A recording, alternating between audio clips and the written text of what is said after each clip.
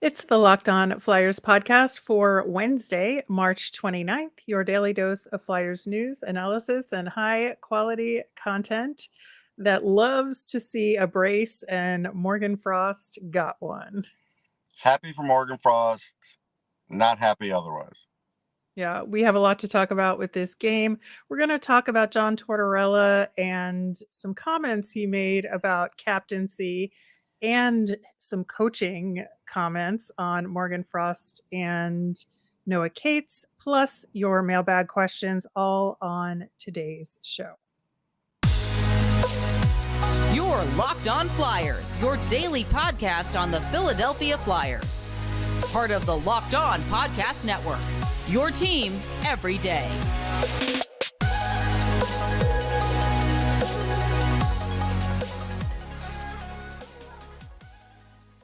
Hey there, I am Rachel Donner. You can find me on Twitter at rmiriam. I'm here as always with Russ Cohen, who is at the Wells Fargo Center and is on Twitter at Sportsology.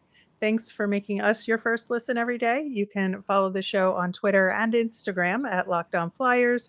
That is where we post about Flyers news and our latest episodes. You can also email the show at lockedonflyers@gmail.com. And we've got a mailbag today. And if you've got questions, you can email them to us. This episode is brought to you by FanDuel Sportsbook, official sportsbook of Locked On. Make every moment more. Visit FanDuel.com/LockedOn today to get started.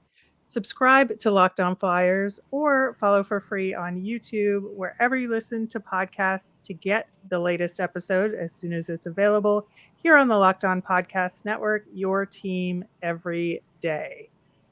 We got a last-minute switcheroo on the goaltender for the Flyers in Felix Sandstrom checking in. Carter Hart with a lower body injury, to be determined when he might come back.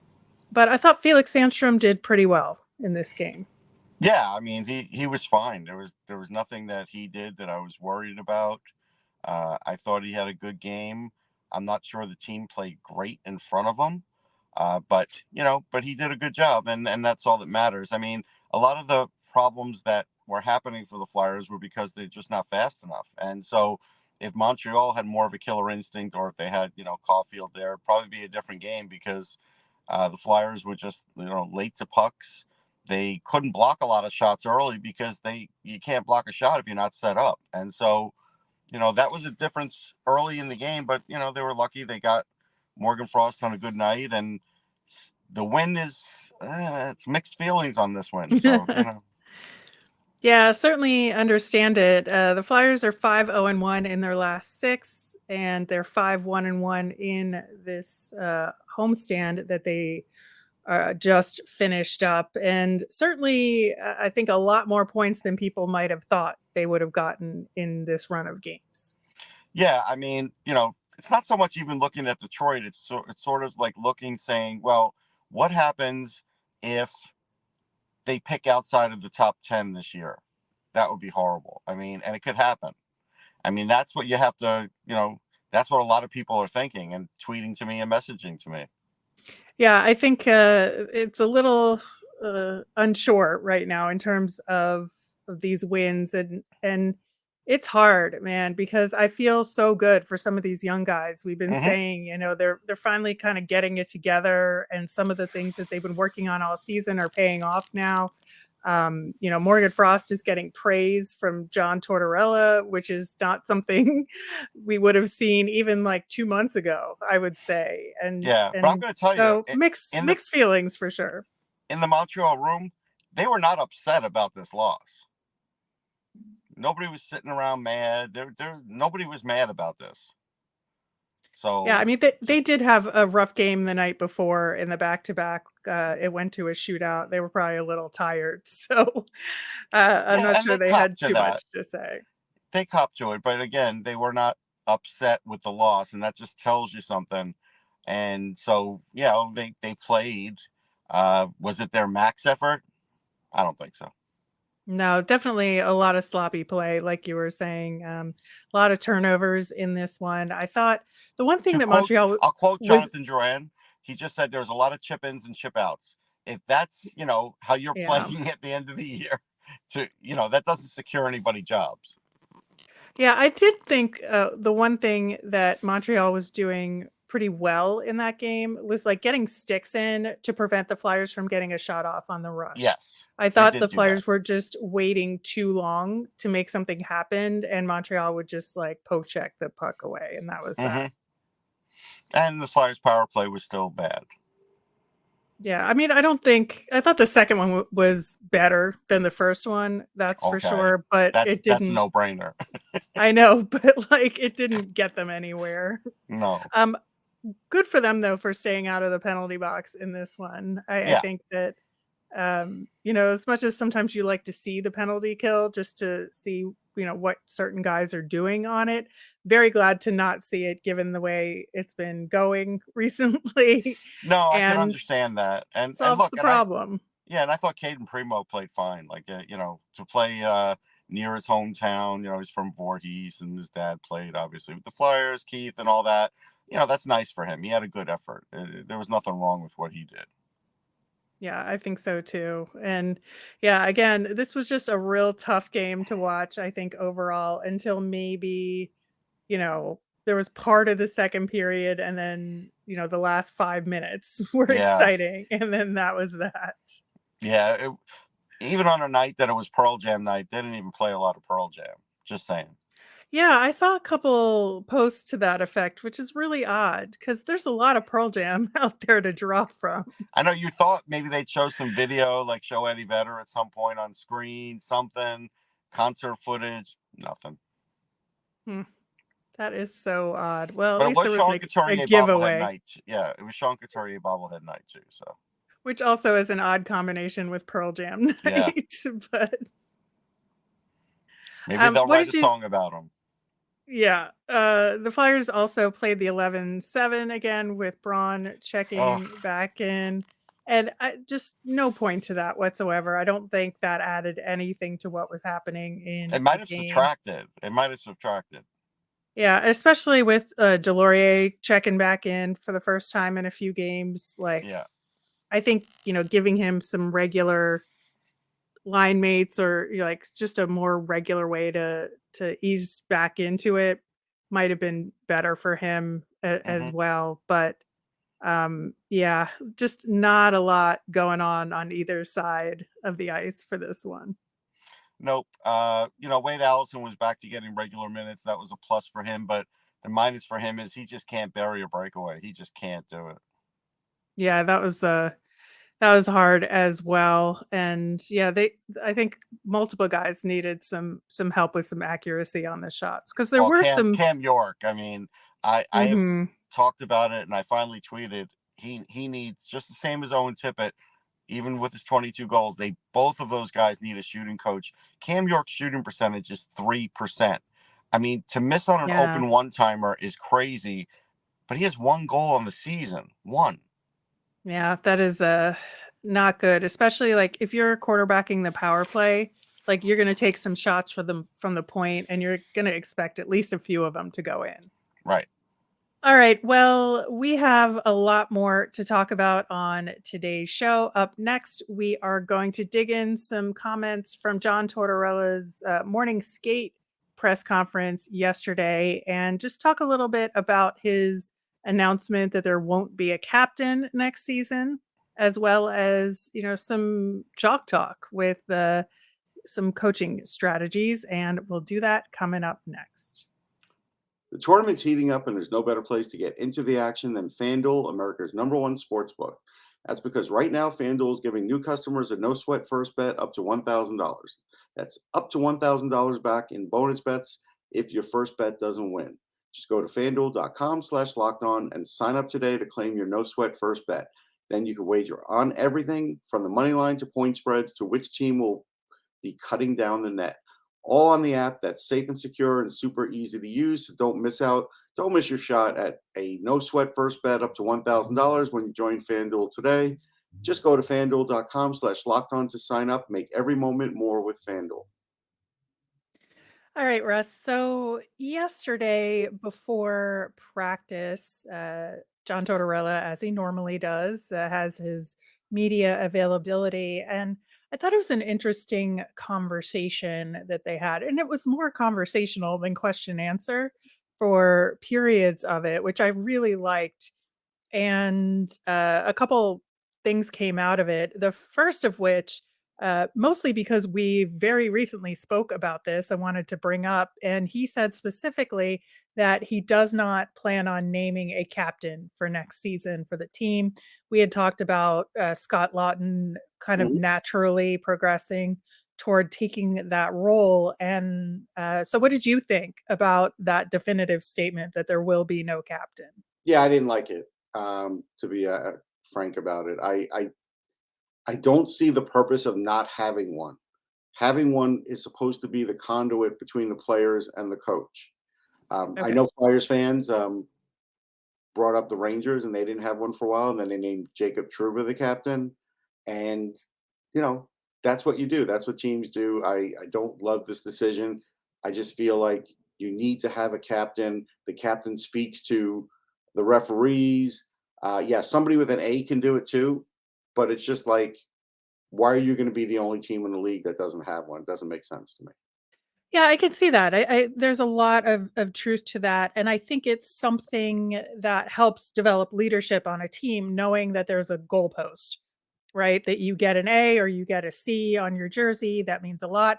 I think that some players may have that written into contracts as performance incentives, but I think that there's a lot to it from a leadership development standpoint. For me, I think that the issue I had with it is the timing of saying that. I think that it's something maybe you bring up at the beginning of training camp, preseason, and you say, based on the personnel that you have, you can say, the goals for this year are X, Y, and Z, and I don't want to focus on the letters on the jerseys because of whatever reason that is, looking at the personnel you have. But we don't even know who's going to be on the team next year. And so to kind of say now that there isn't going to be a captain next season, I think it sort of is could be disheartening for some of the guys. I think it's Well, something it is. that, You'll never admit it, but of course it is. yeah, because I think, it shows like results for the hard work that Yeah. you've put in. Um, but I disagree with the timing. As far as like having a captain or not having a captain, I don't know that it matters that much in the grand scheme of things. It's not something I would get necessarily like that riled up about. I mean, there's a But reason every other team has one. They don't just do it just so they could sell sweaters, They do it for other reasons too. Sure, and I think that, it's like taking leadership of talking to the officials on the ice. Yeah. Who are your designated people? That's like the main job a captain or people with the A have, right? But I think that it's not going to hurt the team in the grand scheme of things to not have a captain for 2 years. But at the same time, I do think it kind of just takes something away from what the players are trying to build as far as, again, building that identity. Well, who Yeah, are your leaders? That right. shows what your identity is. And so that's where I think, something is missing here. Yeah, it's sort of like the army aspect of things. This is how like the army works. Yeah, I think so. The other thing that John Tortorella talked about in that presser, it was a really interesting conversation. I believe it was Charlie O'Connor who brought it up initially, but mentioning Noah Cates in the context of what does a Selkie nominated player look like? Like what is it versus what it used to be? And Tortorella was saying, there's too much offense, taken into consideration that it really has to be a two-way player, and there Mhm. was just this really nice back and forth about Sure. it, and, but it was brought up about Noah Cates specifically that faceoffs is something that he has to work on, and that's something we've talked about on this show quite extensively over the past couple of months, but it was really nice to hear Tortorella talking in detail about the coaching around that Darryl Williams, who's a name that we don't hear very often, like what Mhm. does he do as a coach? Mhm. Well, apparently he's working very closely with Noah Cates on faceoffs, and they talk about them every time he takes one, comes off the bench. Darryl Williams talks to him on the bench, and they kind of regroup on and do a postmortem essentially on what happened on that last faceoff he took. And Right. so I think that, to me, it's a good sign that things are being recognized and being addressed. Now, will he get there? I don't know, but I think overall that was a good sign. No, I mean, that's a good sign. I'd be interested to know if Daryl's working the same way with Morgan Frost, because like Frost is slightly better on faceoffs, but in a lot of games the last couple of weeks he's been a lot better. Right. Um, Frost is a plus player, Cates isn't, and I'm not picking on Cates, but what I'm basically trying to point out here is Frost was always going to be on this um, basically arc that says you might be a second line center. And it seems like Torts is fighting that by trying to make Cates a second line center. And to be honest, you could see Morgan Frost has faster hands. Like Right. that's blatantly obvious. Now there's other things Frost has to work on. He has to get stronger, and I think when he gets stronger, he won't be reaching as much on faceoffs. But he needs less work on faceoffs than Cates does, which is probably why they're doing that. But again, I worry about John trying to force a square peg into a round hole here because he likes the other aspects of Cates' game better than Frost. And so it's like you already have a guy here that's a little more well suited for it, but you don't really talk about that guy doing it. Yeah, it's interesting though with the both of those guys in particular that they both seem to be players that John Tortorella like continuously raises the bar on his expectations for Right. those guys. And that I think I appreciated the fact that there seems to be some additional coaching with both of them Hmm. to support those goals, right? Hmm. Where he doesn't talk positively about Noah Cates or Morgan Frost all the time. And I think it's a coaching methodology to push them to exceed expectations. And I feel like he does that with players he wants to keep around. And it's very obvious when there's like guys he doesn't talk about at all that he doesn't really have as much invested in Yeah, their and growth. this is where a lot of times I differ from his coaching strategies because uh, I don't feel like always moving the goalpost is going to make players better. I don't. I do think there's a certain amount of satisfaction that players are allowed to have when they get to a certain point, and I don't think they should ever be comfortable with that. But I feel like they should feel that. And even Scott Yeah. Lawton having his best season almost can't feel that. And I felt bad when he was talking about it the other day. You could tell there's some certain satisfaction there, but you could tell that you're not allowed to ever like feel good about it. And based on what the coach says, that's a shame. He may say different things behind closed doors, but this is all we hear. So this is all I can go by. Right, and I think that it's not a good thing or a bad thing. I think that Tortorella has gotten a lot of good out of, and some good growth out of a lot of these players, by using that method, or at least it seems like that's what's happening here. But at the same time, you can see where it's missing with maybe some other players. And so I think it's just something to keep an eye on with Tortorella, especially going into next season where there could be more younger guys up for longer that have to take, similar kind of growth arcs to Cates and Frost from this season. And I think that, like I said, it's not a good thing or a bad thing. It's just how Tortorella operates. And I'm very interested to see how this changes when more and more of the younger guys are up on a longer basis. Yeah, I mean, ultimately, you don't want this to turn into a Columbus situation where when they finally make the playoffs, they're so relieved that they make the playoffs, but they're not really a real contender. Uh, that's what happened with his last job. And so, unless we see something different, I'm going to worry that that's what's going to happen at this job too. It's something you have to think about. And so, right now, I don't see where they're in any better shape than, let's say, Columbus was with him yet. So we'll see. Next year is a big year because he's kind of gotten like the past this year. Like everything's great. They're Right. they're winning more, whatever. And they're in this rebuild now. So it's like, yeah, a couple guys developed. everything's great, but that's not going to last forever, that feeling. Well, I don't think anybody's saying everything's great, No, but you know what I mean? Like it's yeah. better, and no, nobody's Yeah. saying everything's great. That's true. Yeah. All right. Well, we obviously have a lot of questions about things that are happening with the Flyers, and so do you. So we will answer some of them coming up next. All right, Russ. Getting right into our mailbag questions. This is a good one about the management search from Will. Are the Flyers limiting their president of hockey ops search by already having a coach and probably a GM in place? Seems like the team is handling all of this in reverse order. Well, I mean, you're saying probably a GM, and that's what you should say. So I don't think that limits it. But the coach, yeah, listen, I mean, again, what if they bring in a president now that believes they should have a captain? Then there's going to be this conversation because John Tortorella already said he doesn't believe there should be one.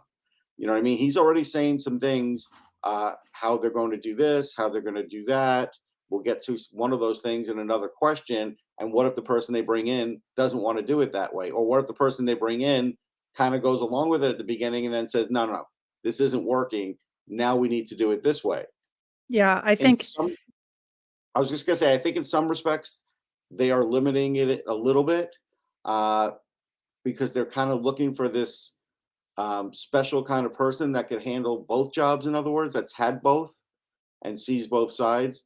And so they're probably limited themselves a little bit. Yeah.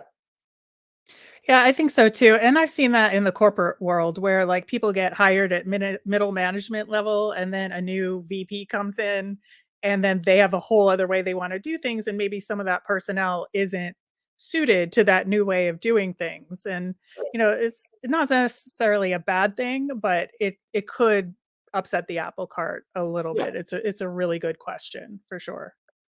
Next question. Is the mood around the Flyers more positive heading toward the end of this season and into the off season than it was last year at this time? I mean, anything would be like last year. They were kind of like walking the plank. That's the way it was. So anything was going to feel better than that. I still don't think there's a mood where they feel like they're going to make the playoffs next year. I think everybody feels like there's going to, look, quite frankly, there's going to be a sense of relief that they got through the season with Tortorella the first year for some players. They won't ever admit it, but there's going to be that. And then there's going to be ones that won't be here that didn't really work with him. And the ones that did work with him, they'll benefit. And there are some that have slipped a little with him. So I think they overall feel better, but I think the bar was so low. Yeah, I think that's fair. I mean, I certainly feel better going Mhm. into this off season and next year than I did last year. I think honestly, partially because of Chuck Fletcher and him not being around for this off season. I think, both of us had some trepidation about him Oh, yeah. handling the draft and free agency. So Although the I handling the think, draft really the same. yeah, Nobody's changed in that. It's just Chuck isn't there. yeah, I think there's some of that which may be, clouding things a little bit, just some extended euphoria about knowing that there's change at the top. But I Right. also think that, while there's been pros and cons to bringing some of the guys up from Lehigh Valley, I think getting a sneak peek at some of them and what they can do, I think there's a little bit more positivity around it, that there's more of a known quantity, like with Tyson Forster specifically. I think, you can say, and we did say reasons why he shouldn't have been called up, but I think having had called him up, that we've seen, some little bits of potential there that we can look forward to for next season. And I'm not sure we had that as much at the end of last season. Sure, but there's still so much strife. Like I'll give you an example. I just wrote an article about Jackson Nelson. We talked about it on the show. I said I think he'd be an excellent fourth line center. And people are like, oh, we got too many third and fourth liners. It's like, hold on.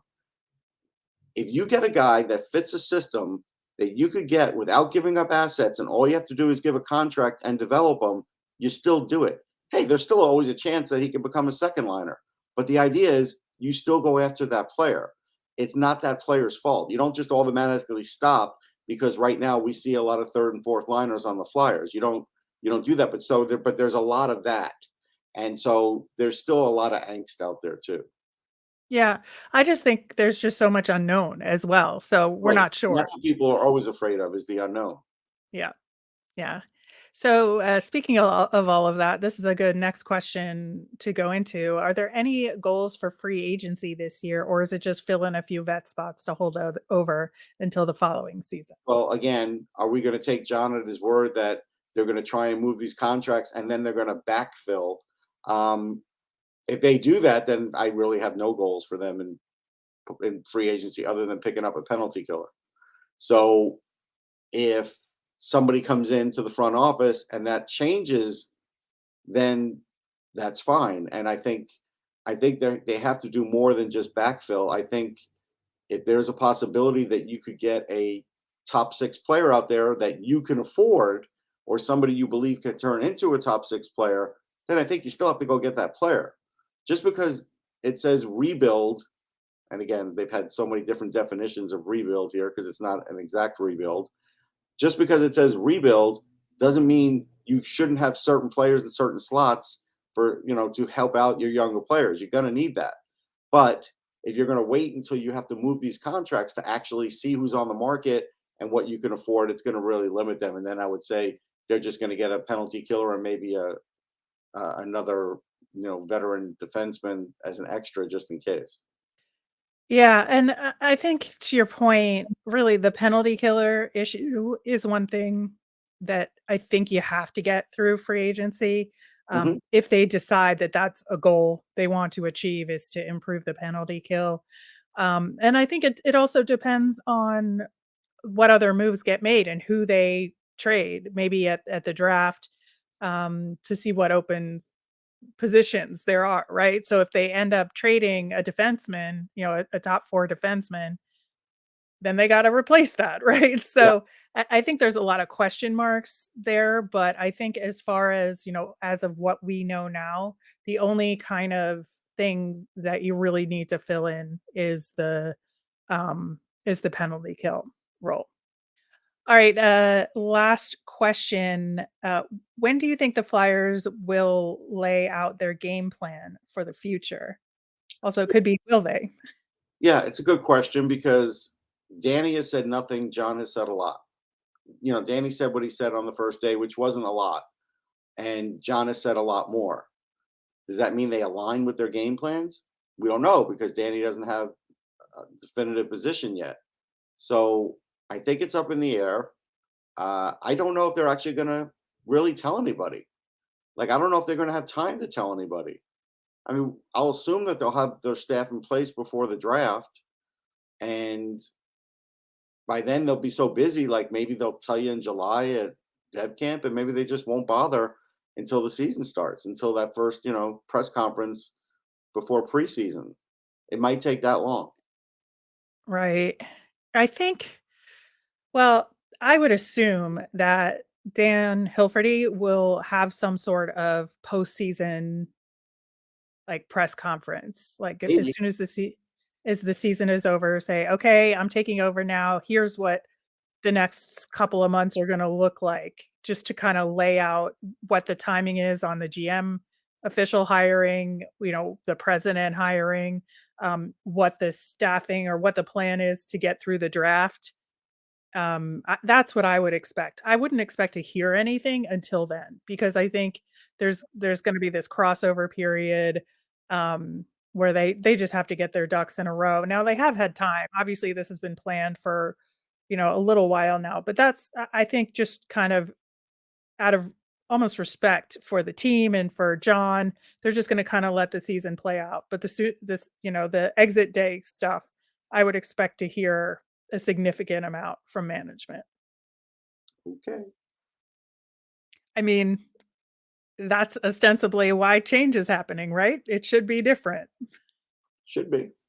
Should be. All right. That is going to do it for today's show. Our Flyers fun thing.